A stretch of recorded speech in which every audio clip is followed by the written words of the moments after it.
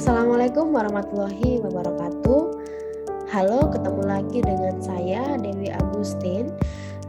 Setelah video sebelumnya kita sudah membahas di tahapan pertama terkait dengan service consumption, khususnya terkait dengan e-service consumption. Nah, tahap berikutnya dalam 3-stage model kita akan membahas mengenai service encounter stage. Jadi yang kemarin nih kita sudah belajar mengenai apa saja yang orang-orang lakukan sebelum mereka membeli e-service tadi. Pada tahapan atau video kali ini kita akan membahas tahapan terkait dengan service encounter stage-nya atau tahapan yang kedua. Nah, di sini apa itu service encounter stage?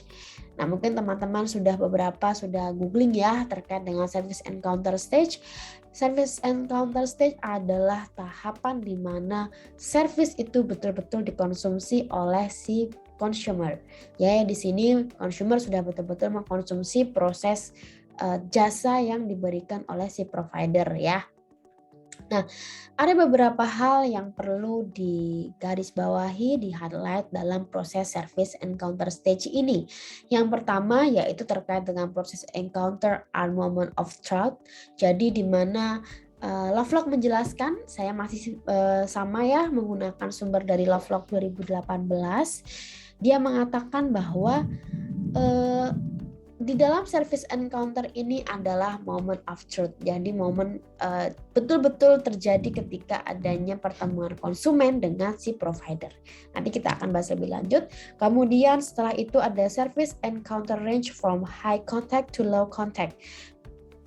Jadi di sini ternyata ketika kita belajar mengenai services itu ada loh range antara high kontak sama low contact, karena kita tahu bahwa service itu pada dasarnya adalah adanya kontak antara provider dengan pengguna ya, dengan consumernya gitu.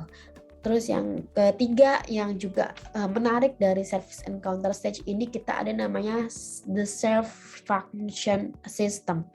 Di situ akan cerita terkait dengan bagaimana sebenarnya sistem jasa itu sendiri gitu ya, bisa kita gambarkan. Karena kalau kita bicara mungkin produk barang, itu kita bisa dengan mudah ketika kita melakukan evaluasi, kita membeli, kita mengkonsumsi, itu bentuknya kan nyata.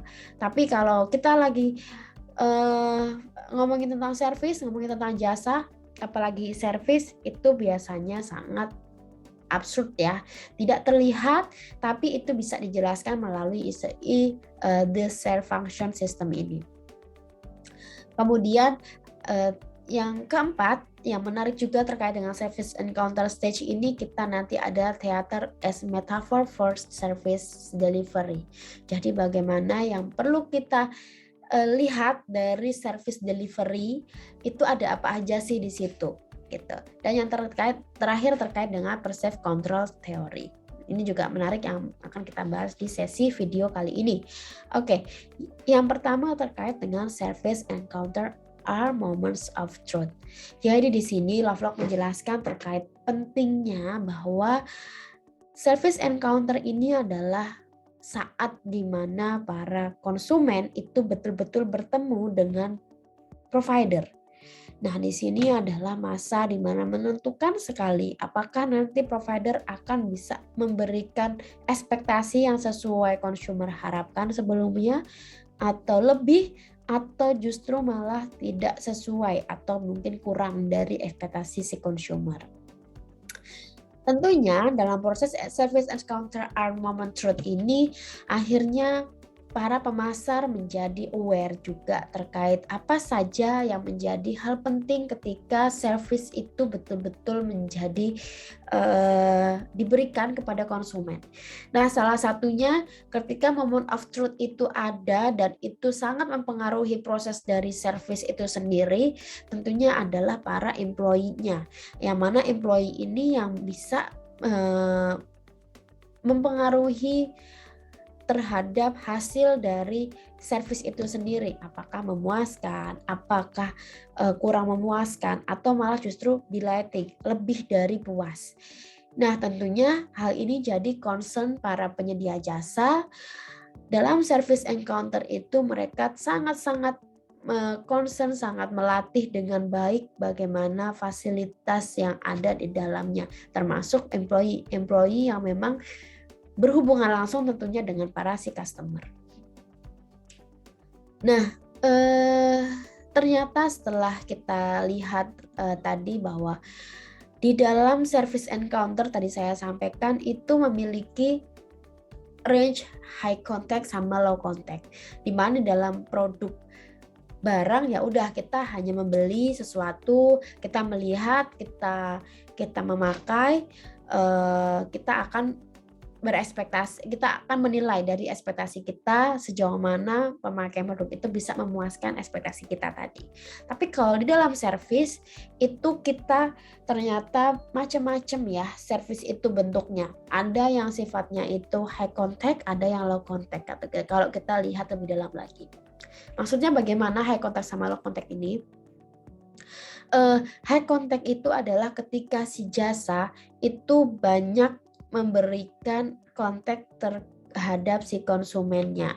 Jadi proses encounter service-nya itu lama biasanya. Karakternya seperti itu. Kalau yang low contact itu prosesnya itu cepat. Gitu. Nah, di sini ada bagan yang menjelaskan di sini membagi jadi 3 sebenarnya, high contact service, low contact service, dan satunya lagi di tengah-tengah bisa kita sebut sebagai medium contact service, di mana di sini kita bisa ada banyak sekali contoh yang menjelaskan kapan service itu disebut sebagai high contact, kapan service itu disebut sebagai low contact. Di sini terlihat bahwa high contact itu di mana ketika proses service itu biasanya lama dilakukan dari provider kepada konsumen. Jadi misalnya ketika airline travel, ketika kita melakukan proses service membayar pembelian tiket pesawat, kita memakai jasa airline. Itu kan prosesnya itu dari proses kita masuk ke bandara, lalu kita masuk antrian di gate pesawat tersebut, sampai nanti kita ketemu sama frontlinernya terkait yang stempel tiket kita, penumpang-penumpang lainnya di situ. Itu banyak sekali faktor-faktor yang nantinya akhirnya bisa mempengaruhi apakah kita akan satisfied atau dissatisfied terhadap si service itu. Ya, misalnya ini sebenarnya airline itu di dalamnya mungkin kita akan mendapatkan jamuan yang luar biasa, tempatnya nyaman, enak sekali gitu ya, tempat duduknya on time. Tapi di sisi lain mungkin kita lihat pas waktu kita mau masuk ke pesawat, yang orang yang menyapa kita itu kurang ramah, atau mungkin mereka ada bau-bau yang tidak sedap misalnya seperti itu. Itu menjadikan tentunya nilai yang kurang baik bagi para si konsumennya. Itu hanya baru satu hal. Padahal prosesnya kan lama banget, dari kita mulai ngantri sampai kita masuk, nanti prosesnya di dalam pesawat seperti apa, makanan yang disediakan seperti apa, hingga nanti proses setelah selesai landing, keluar dari pesawat itu nanti seperti apa, proses bagasi pengambilannya seperti apa, itu kan lama sekali proses dari kontaknya tersebut. Nah, itu kita sebut sebagai high contact services. Sedangkan kalau low contact services itu kebalikannya tentunya ya. Ketika proses service kontak antara si consumer dan juga penyedia jasa itu sangat cepat.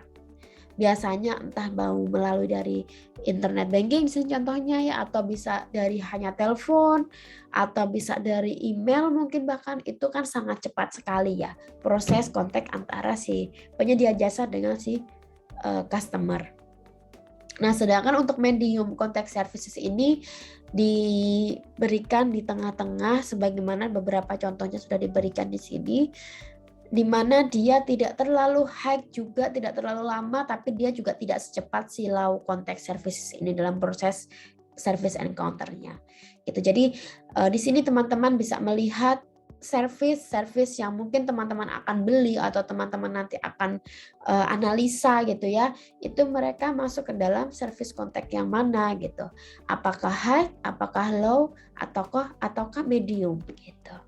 Nah, ini yang juga perlu dipahami bagi pemasar sehingga ketika kita paham bahwa oke, jasa yang akan kita berikan itu dia masuk kategori high contact service. Tentunya setelah kita mengetahui itu, berarti kita akan tahu PR-nya banyak nih kalau high contact service karena rentetan konsumen ketemu sama si providernya itu lama. Akhirnya banyak detail proses yang harus juga menjadi concern bagi para pemasar agar jangan sampai nih hanya ada 1-2 titik yang menyebabkan fail pelayanannya sehingga dicap bahwa servis yang diberikan itu tidak sesuai. Jangan sampai seperti itu. Nah, selanjutnya yang menarik dari service encounter adalah the serve function system. Jadi, ketika kita belajar mengenai produk barang itu kan sangat mudah ya, sekali lagi bentuknya itu sangat mudah kita lihat, kita analisa, kita petakan gitu ya. Tapi kalau kalau jasa itu bentuknya seperti apa itu lebih sulit untuk kita bayangkan karena tentunya dia sifatnya intangible ya, tidak terlihat. Nah, si serve function system ini membantu kita untuk memberikan gambaran bagaimana dalam proses jasa itu berlaku gitu bagi para konsumennya. Jadi di sini dia membagi jadi 2, ada service delivery system dan service operation system. Di mana dalam service operation system itu ada technical core dan backstage. Maksudnya apa? Maksudnya ternyata dalam proses service itu ada namanya backstage sama front stage. Ada namanya operation system sama delivery system. Kalau teman-teman di sini lebih jeli lagi lihatnya bahwa untuk service operation system khususnya di technical core dan backstage ini tentunya itu adalah proses di mana service itu tidak akan terlihat oleh si customer secara langsung. Jadi prosesnya biasanya di belakang si para customer. Ya, tapi kalau untuk service delivery system itu adalah proses service yang mana biasanya itu yang betul-betul nanti akan dilihat oleh si customer. Gitu. Jadi di sini ketika teman-teman sudah paham akan adanya 2 hal ini ternyata, jadi si service itu terdiri dari adanya operation system dan delivery system. Ketika teman-teman paham bahwa ada 2 hal ini yang menjadi acuan dalam proses service itu, maka teman-teman nanti bisa menimbang mana hal-hal yang memang harus kita sangat rapih, dan mana hal-hal yang oke lah itu nggak rapi tapi yang penting oke gitu. Misalnya kalau kita dalam proses bentuknya itu makanan ya, sekali lagi makanan misalnya ya, technical core itu ada di dalam proses kitchen dapurnya. Jadi proses orang memasak, orang menyediakan, kalau misalnya dalam konteks e-service ya berarti orang memberikan proses uploading produk dalam website itu kan si customer tidak akan tahu proses itu ya. Tapi kalau yang service delivery system itu bagaimana si customer nanti akan memperoleh si makanan tadi, entah nanti dari sisi pelayanannya pas waktu proses memberikan barang tersebut ataupun dari proses si makanannya itu sendiri, yang mana si service delivery system itu karakteristiknya adalah bagian service yang betul-betul beririsan, yang betul-betul bisa dilihat oleh si customer-nya gitu. Nah, kemudian selanjutnya ada namanya theater as metaphor for service delivery. Jadi ternyata ketika kita mengamati namanya proses encounter service, itu si Lovelock itu membedakan selain dari service operation system dan juga service delivery systemnya melalui serve function system, bisa juga dilihat dari theater teaternya. Maksudnya apa? Ada dua hal yang menjadi sangat penting, menjadi concern bagi para pemasar ketika mereka mau mendelivery si service itu sendiri. Apa? Yaitu service facilities dan juga personelnya. Kalau service facilities itu kaitannya dengan hal-hal yang menunjang si service itu ketika mau diberikan kepada si consumer. Misalnya nih tadi ketika kita mau pakai jasa e-cleaner untuk rumah gitu ya, pembersih rumah yang sekarang sangat dengan mudah kita bisa temukan di online ketika penyedia jasa pembersih rumah kita panggil.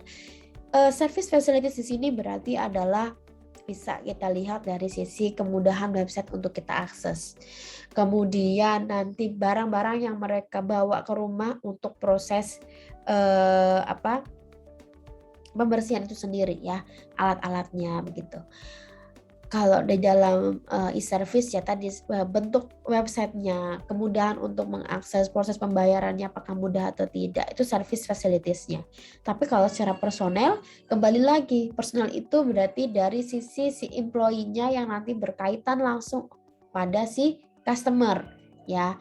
Jadi orang yang dikirim ke rumah itu nanti juga sangat menentukan apakah si customer akan satisfied atau enggak terhadap service yang sudah dilakukan gitu ya. Jadi dua hal ini menjadi hal yang juga diperhitungkan dan dipertimbangkan untuk mencapai pelayanan yang baik tentunya ya. Dua hal ini harus terintegrasi dengan baik. Selanjutnya yang terakhir ada perceived control theory. Nah, jadi dalam encounter service itu ternyata juga ada yang namanya teori perceived control. Jadi bagaimana sih para consumer itu bisa mengontrol selama proses encounter service itu berjalan.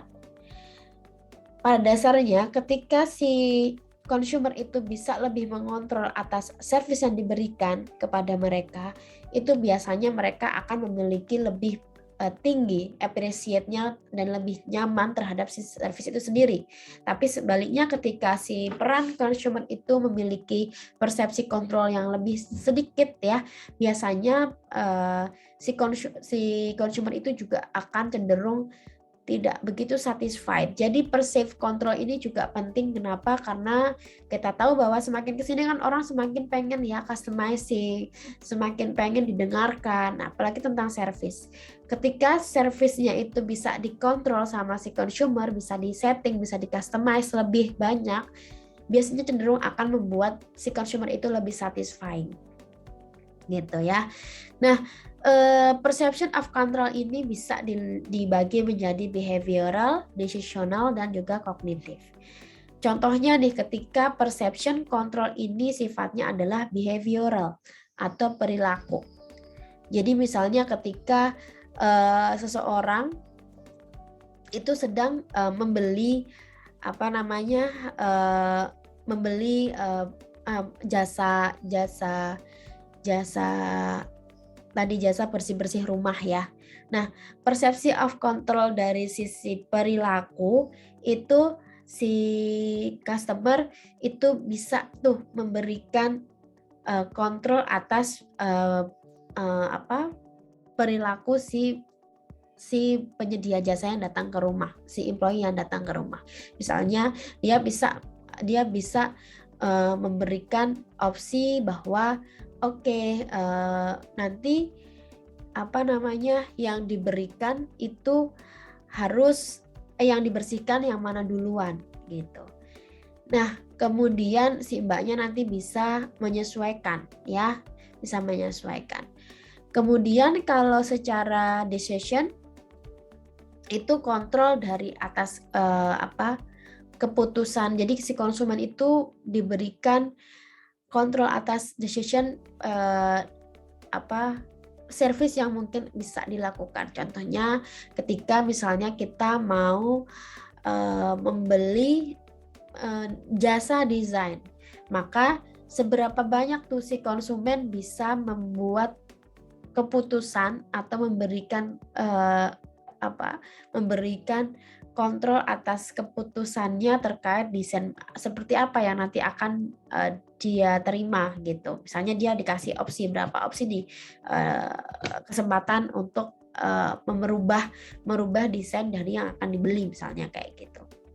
Nah, kalau sisi secara kognitif, secara pemikiran ya biasanya si consumer itu diberikan opsi-opsi, diberikan persepsi, bisa mengontrol secara kognitif dari apa yang provider itu berikan, gitu ya. Itu saja terkait dengan stage 2 yang bisa saya jelaskan. Untuk stage 3 kita nanti akan ada di video selanjutnya.